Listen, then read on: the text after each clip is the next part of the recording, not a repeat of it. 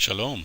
This video is commentary for the Satellite Bible Atlas Map 1.8, focusing on the southern approaches to Jerusalem.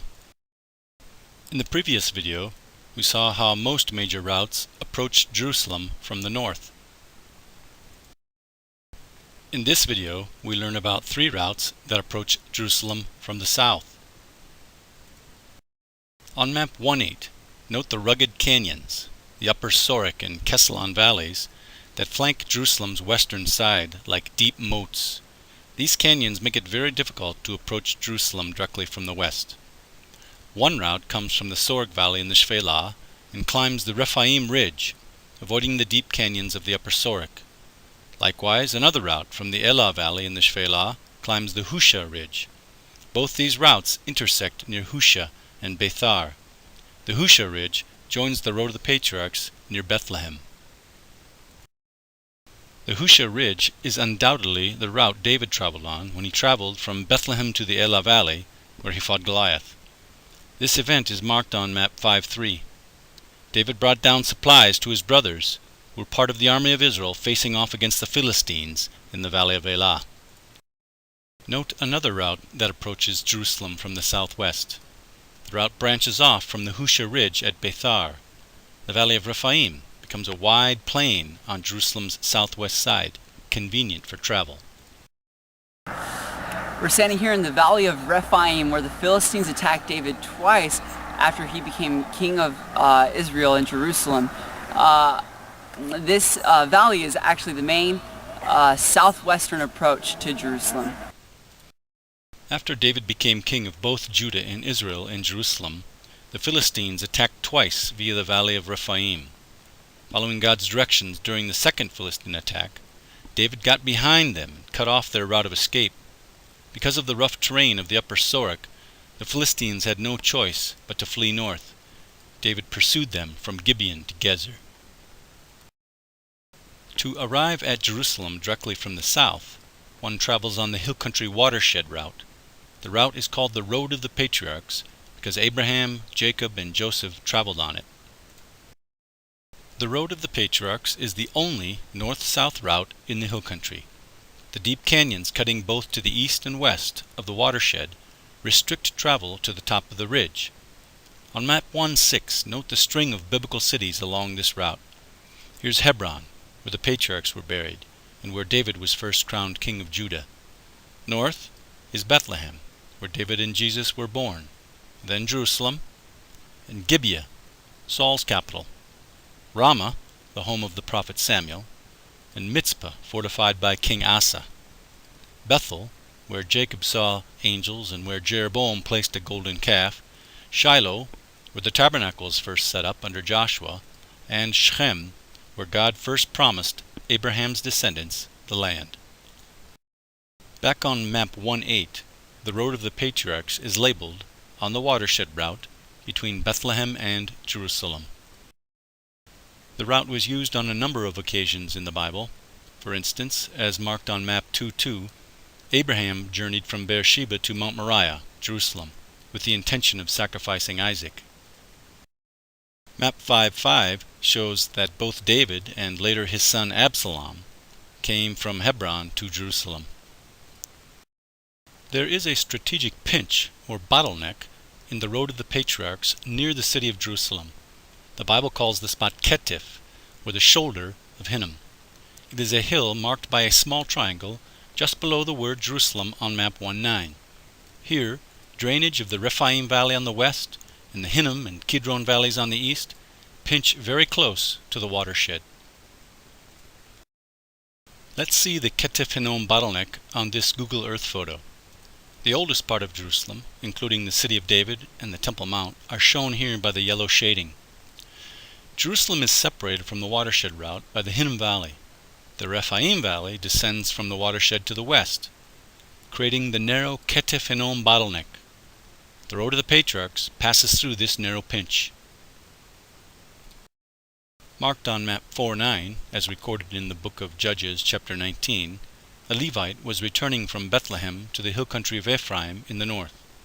When he arrived opposite Jebus, probably at Ketif Hinnom, the man's servant suggested turning aside and staying the night in Canaanite Jebus. But the Levites said, "No, let's go on to one of the cities of Israel, either Gibeah or Ramah." Israelite tombs at Katif Hinnom were the location of an important archaeological discovery. We're just on the outskirts of Jerusalem, on the shoulder of Hinnom, and we're at a tomb that dates to the First Temple period, 600 BC, right around there. We have benches right here. These guys are showing us what it was like. There's even carvings for the heads where they would lay the people, they'd lay the deceased. This would have been all enclosed. The deceased would lay here for about a year, at which time then the people would come back in and the flesh had decomposed. They take all the bones. They put the bones down below here in a repository. In this actual repository was found the oldest recorded piece of scripture. It was the priestly benediction from Numbers chapter 6. It was found on a small piece of silver in this repository. On map 114, let's examine one more route leading to Jerusalem. A route approaching Jerusalem from the southeast is called the Tekoa En-Gedi Ridge Route. Because of the cliffs near the Dead Sea and the rough terrain of the Judean desert, this is the only route that leads into the hill country from the Dead Sea region. The route begins at En-Gedi and climbs the steep Ascent of Ziz, the ridge between the Nahal Arugot and Nahal David. The route ascends through the wilderness to Tekoa, hometown of the prophet Amos. Then it runs past Herodion, a fortress built by Herod the Great, and joins the road of the patriarchs at Bethlehem, then north to Jerusalem. Here is a photograph of the En-Gedi region from the Pictorial Library of Bible Lands.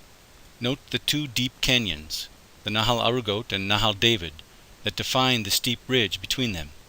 This is where the Ascent of Ziz climbs up from the Dead Sea. The route then stays on the ridge up to Tekoa. No, this one's just going in. 1,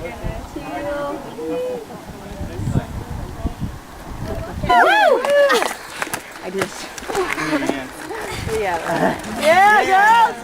We just climbed the Ascent of Ziz from En-Gedi.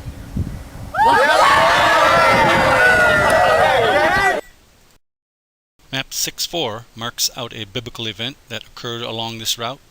A coalition of nations from the east, Moabites, Ammonites, and Edomites, made a sneak attack on Judah and arrived at En-Gedi.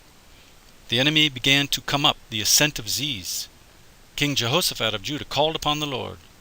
The Lord told Jehoshaphat that Judah would not even have to fight in this battle. Instead of the army, Jehoshaphat sent singers in the front line. They went out past Tekoa, praising the Lord. The enemy had turned against each other. All Judah had to do was go out and pick up the spoil.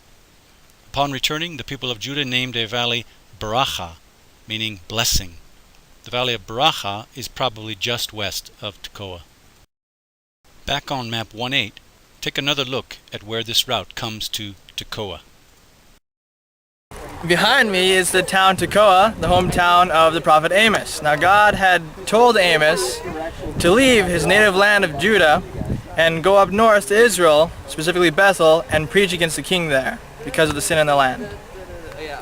And about 75 years before Amos, King Jehoshaphat of Judah sent out singers in front of the army to confront the force that came in from the east. This might be the valley of, what's it called? Baracha, the valley of blessing where they got the spoils. The wide green valley just west of Tekoa may be the valley of Baracha. The route then travels near the Herodium. We're here at the Herodium built by Herod the Great, just southeast of Bethlehem. Herod, when he heard that the king of the Jews was born in Bethlehem, ordered all the children under the age of 2 killed. Here is an aerial photograph of the Herodium fortress from the Pictorial Library. The Jewish historian Josephus recorded that Herod the Great was buried with great pomp here. In 2007, archaeologists announced the discovery of the remnants of Herod's tomb. Our route arrives near the Road of the Patriarchs at Bethlehem. We're in Nativity Square in Bethlehem, and behind me is the Nativity Church, which is the traditional place where Jesus was born.